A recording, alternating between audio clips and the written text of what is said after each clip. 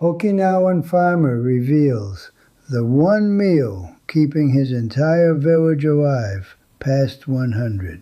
Every morning in this village, before the sun has fully cleared the hills to the east, before the market opens, before the fishing boats go out, before any of the ordinary business of the day begins, the same thing happens in almost every kitchen on every street in Ogami. A pot goes on the stove. Water heats.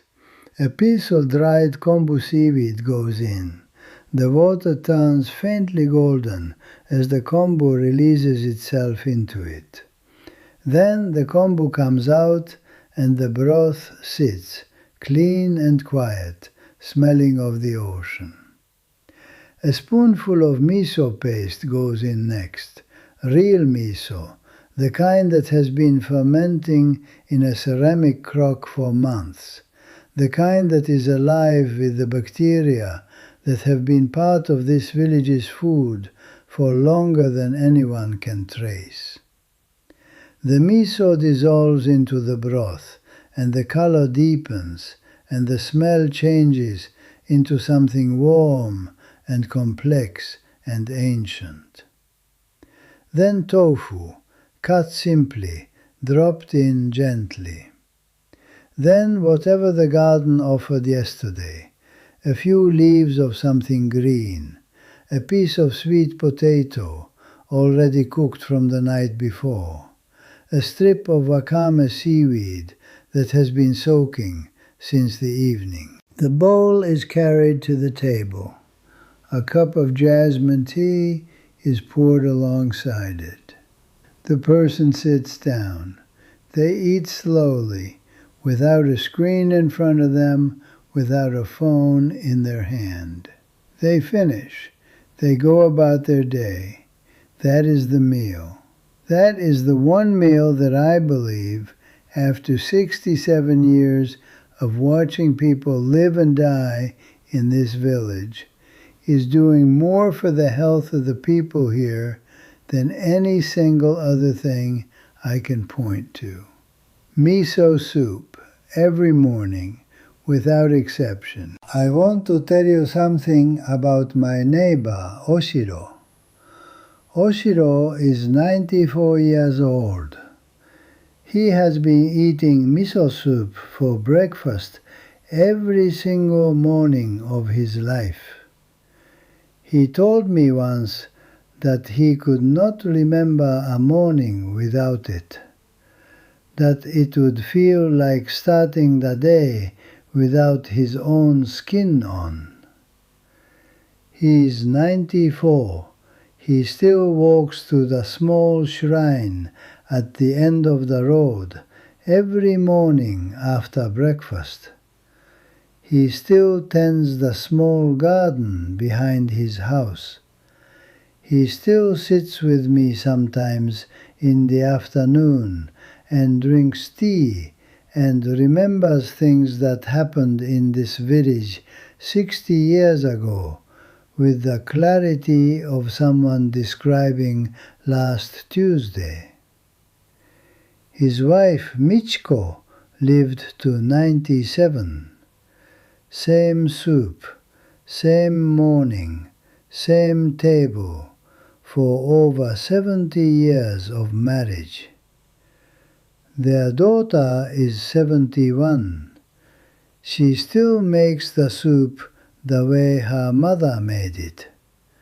Her children make it too. This is how something survives for centuries, not because anyone decided it was healthy, because it tastes right in the morning, because the smell of it means the day is beginning, because it is what was on the table when you were a child and what will be on the table when you are old, and everything in between those two moments is somehow connected to that bowl. I am going to tell you exactly what is in this soup and exactly what each ingredient is doing in your body, because I think if you understood it, really understood it, you would start making this tomorrow morning and you would not stop. the miso. Miso is fermented soybean paste. Soybeans, salt, and the mold culture called koji are combined and left to ferment for anywhere from a few weeks to several years. The longer the fermentation, the deeper the flavor and the more complex the microbial community living inside it. What fermentation does to soybeans is remarkable. The proteins are broken down into forms the body can absorb much more easily. The anti-nutrients that raw soybeans contain, compounds that can interfere with mineral absorption, are largely neutralized. The isoflavones, the plant compounds in soy that behave similarly to estrogen in the body, become more bioavailable, and billions of beneficial bacteria are created in the process, bacteria that survive the journey through the digestive system and take up residence in the gut. The gut microbiome is perhaps the most important and most underappreciated factor in long-term human health. The community of bacteria living in the digestive system influences the immune system. Roughly 70% of the immune system is located in or around the gut. It influences brain chemistry. The gut produces more serotonin than the brain does and communicates directly with the brain through the vagus nerve. It influences inflammation levels throughout the entire body. It influences metabolism, hormone regulation, skin health, mood, cognitive function, and the risk of almost every chronic disease that is filling Western hospitals right now. A gut microbiome that is healthy and diverse and well-fed is one of the most powerful things a human body can have. And the single most powerful way to support it, sustained over a lifetime, is to eat fermented food every single day. The people of this village have been eating fermented miso every morning for generations. Their gut bacteria are old and established and diverse in ways that the gut bacteria of someone eating a Western diet simply are not. This is not a metaphor. This is measurable. Researchers who have studied the microbiomes of traditional Okinawan elders have found bacterial diversity that is significantly greater than what is found in age-matched Western populations. Greater diversity in the gut microbiome is associated with better health outcomes across almost every measure studied. One bowl of miso soup every morning is a daily contribution to that diversity. Small on any given Tuesday, enormous over 50 years. The kombu. Kombu is a large brown seaweed that grows in cold, deep water.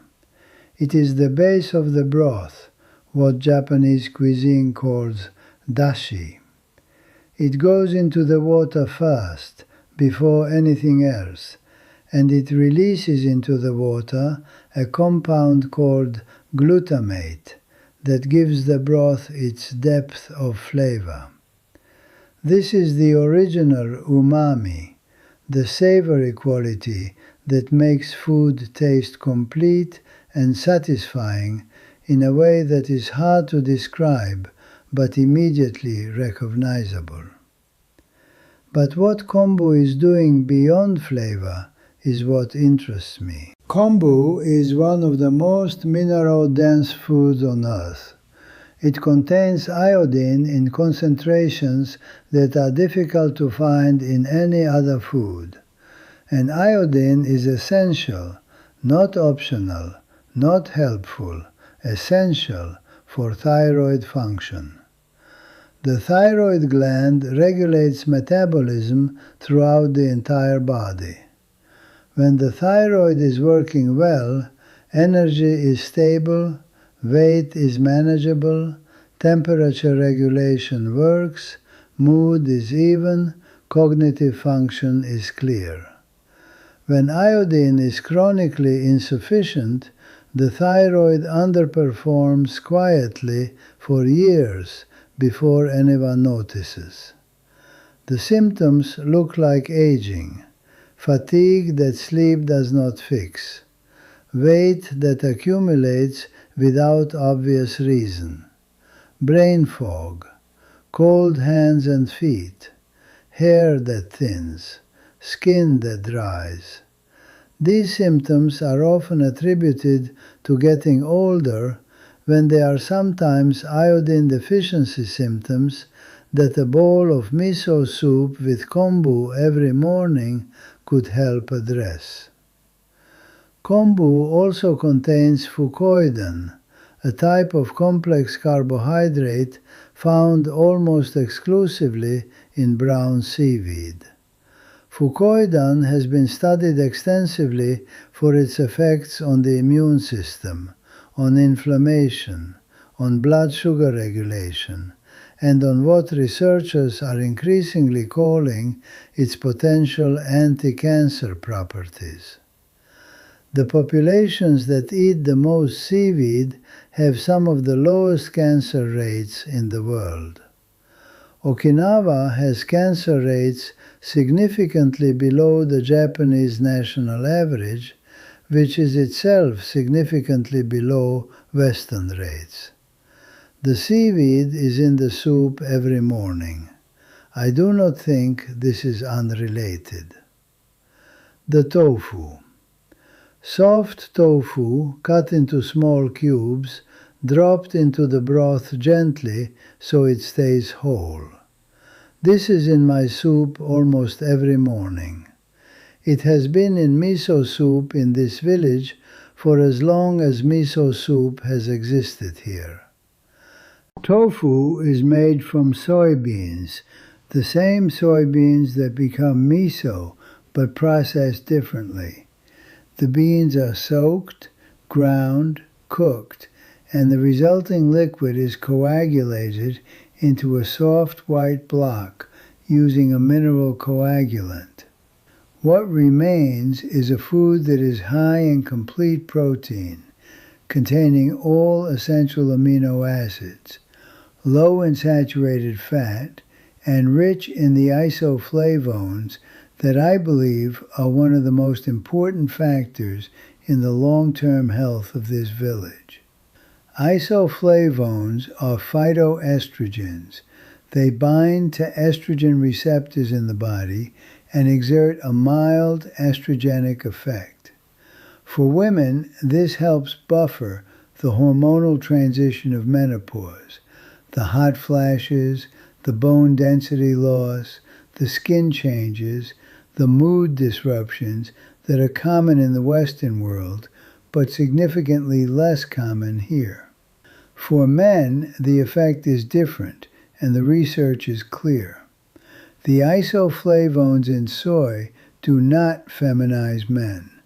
They do not lower testosterone in the amounts consumed in a traditional diet.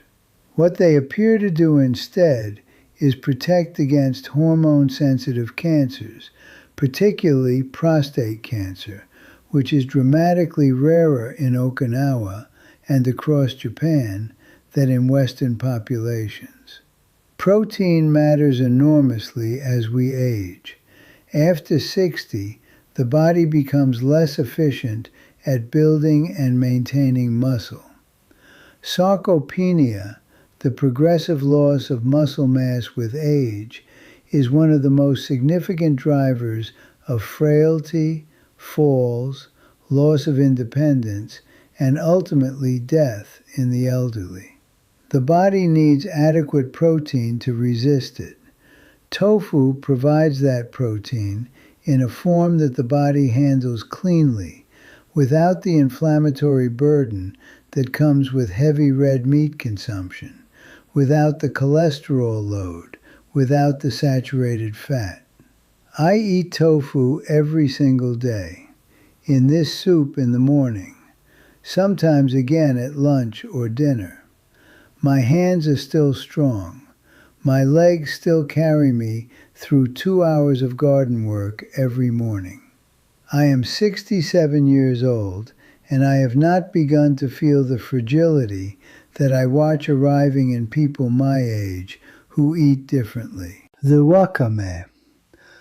Wakame is a softer, more delicate seaweed than kombu, bright green when rehydrated, silky in the mouth, mild in flavor. A small handful goes into the soup near the end, after the miso has dissolved, so it does not overcook. It takes 30 seconds to soften, and it has been part of this soup for as long as anyone in this village can remember. Wakame contains a compound called fucoxanthin, an antioxidant found almost exclusively in brown and some green seaweeds.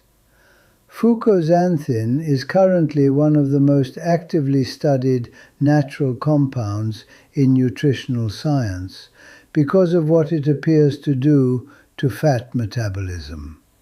It seems to stimulate the production of a protein that promotes the burning of fat, particularly abdominal fat, the fat that accumulates around the organs and is most strongly associated with cardiovascular disease, diabetes, and metabolic disorder.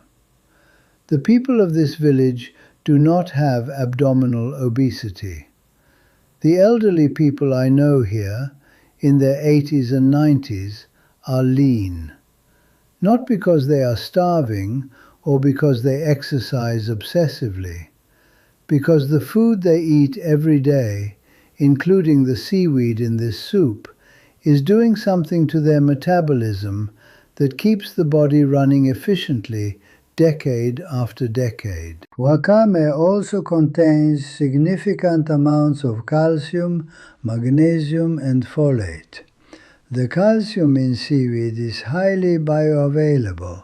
The body absorbs it efficiently, which is part of why the women of this village do not develop the osteoporosis that is epidemic among Western women of the same age, despite never drinking milk.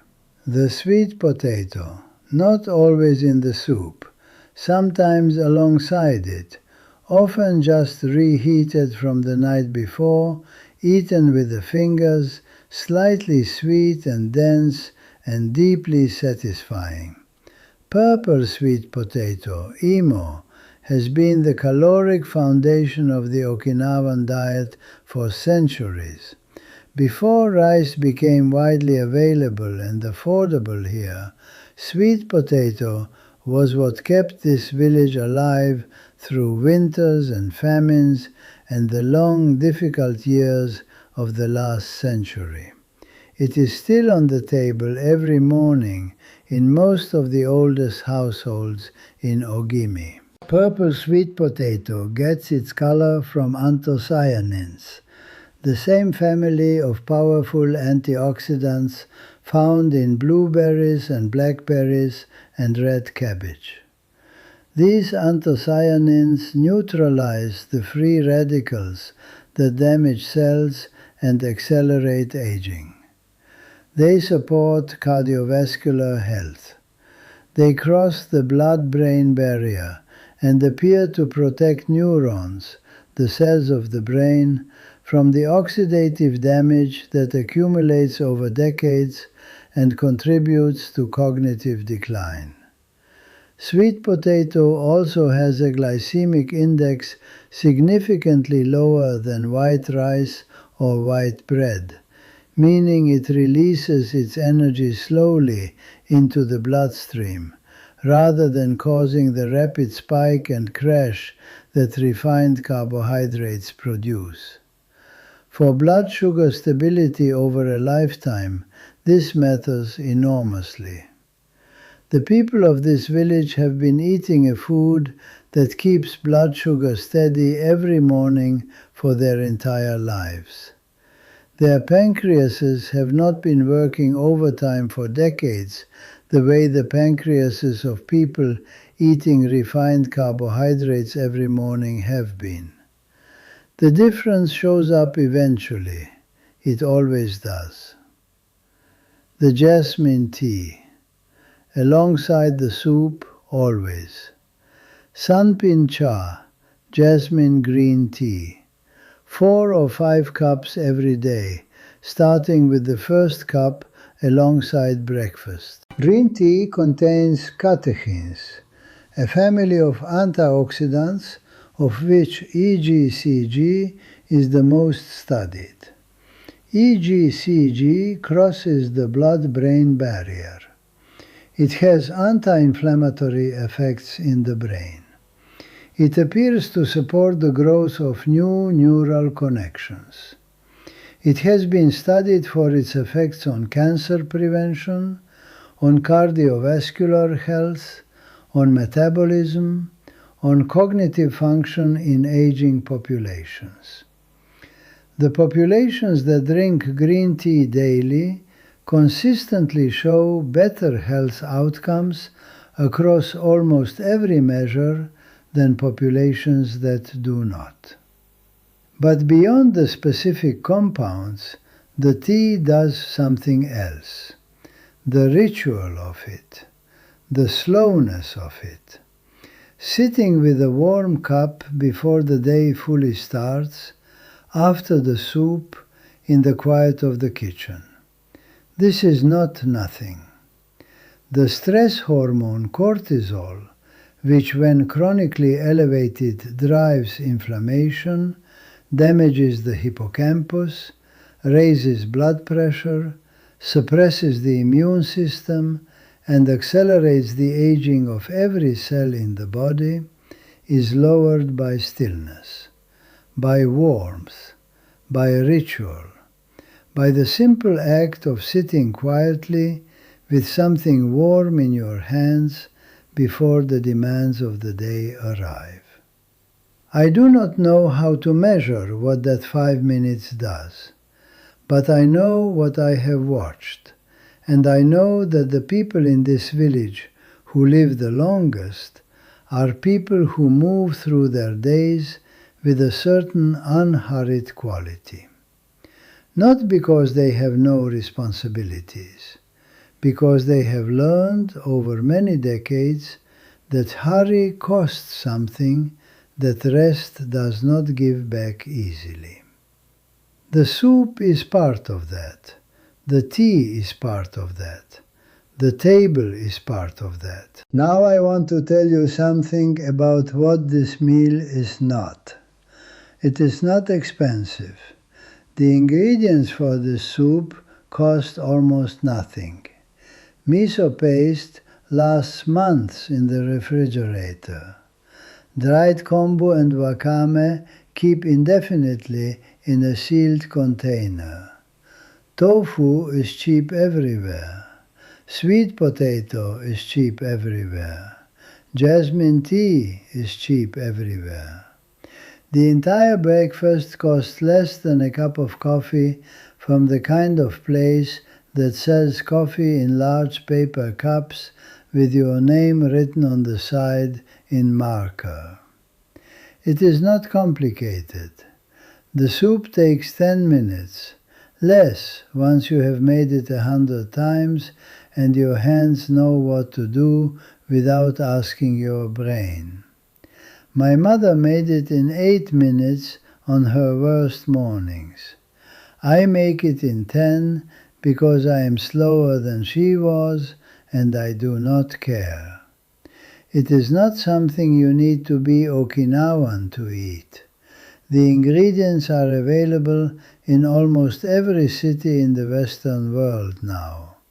Japanese grocery stores, health food stores, online.